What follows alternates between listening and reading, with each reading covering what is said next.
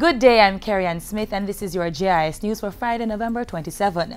The region's safety and security mechanism has been boosted with Thursday's signing of an information sharing memorandum between CARICOM and the newly autonomous state of St Martin. The Ministry of National Security hosted the signing, which will see St Martin accessing the region's Advanced Passenger Information System, APIS. This system provides data on passenger movements across borders for air and sea vessels and enables countries to better monitor and protect their borders. And we anticipate that the information and intelligence that we share will, over time, go towards making our citizens safer. And perhaps not just our citizens, because we are all into tourism. And so too, it's making our citizens, our nationals and visitors alike secured. The Caribbean has one border together, and we are all very small and too small to do it all together given the developments in the world of today. But as we join forces together, we will be able to close our gates better together. Government says there are no plans to do a wholesale layoff of public servants. The confirmation came Thursday from Minister Horace Daly, who's leading government's wage negotiations with public sector workers.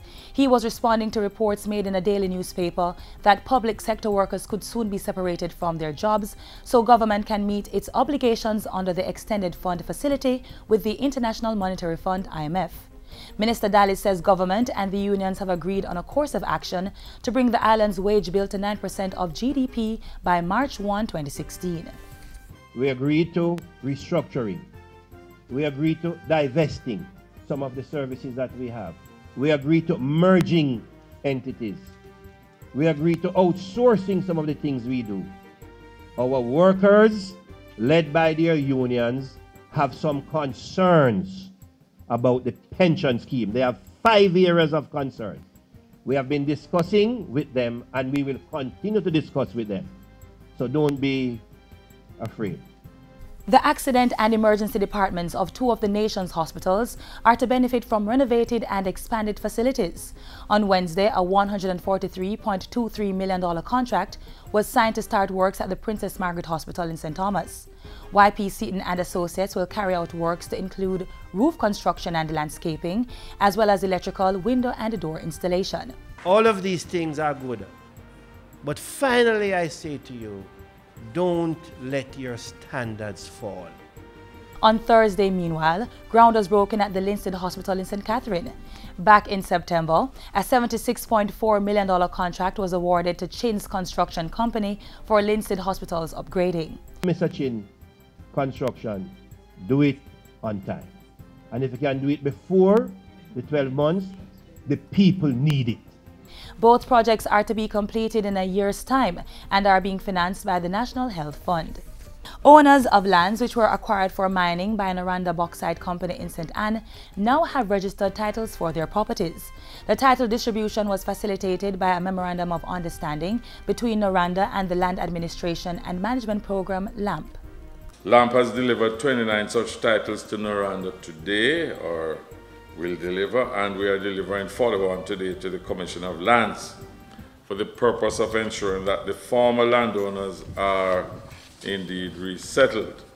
A similar memorandum of understanding was previously signed with Jamalco, which clarified 3,000 parcels of land in Manchester and Clarendon. Minister Pickersgill says the processing of applications has already started for those with documentation reaching LAMP's offices. We will continue to engage all bauxite companies until this vexed issue is resolved, because I have often said security of tenure and secure property rights are essential to reducing poverty. And finally, to meet the increased demand for public transportation in rural Jamaica, the Transport Authority says it is reopening 438 bus and taxi routes island-wide. The authority says applications will remain open until the routes, which include 374 route taxis and 64 rural stage carriage bus routes, are filled. Some of the new routes include New Harbour Village to Old Harbour, Spanish Town to Civil Meadows, and Spanish Town to Joe Blaine in the corporate area, as well as Maypen to Kennedy Grove in Clarendon.